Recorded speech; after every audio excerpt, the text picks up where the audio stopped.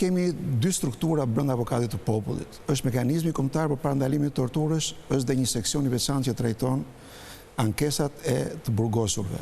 Nga analiza e të gjithë këtyre gjetjeve që kemi bërë gjatë vitit 2025, kemi dalë në disa konkluziona kryesore, të cilat lidhen me mbipopullimin, me infrastrukturën e amortizuar të këtyre institucioneve, me mungesën e specialistëve, kryesisht mjek, por edhe psikosocial, me nevojën për të patur më shumë aktivitete të larmishme dhe me programe të specifikuara sipas kategorive që janë të burgosur që vojnë dënimin në këto institucione,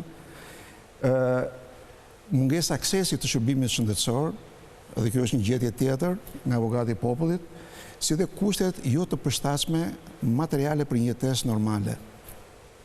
Dhe këtu i referohemi të cilave burgje konkretisht? Në raport përmenden 5 instituciona. Është ai i Burrelit, është institucioni 302 Minepeza, është Jordan Misja, është Kosova e Lushnjës, është dhe Kuksi.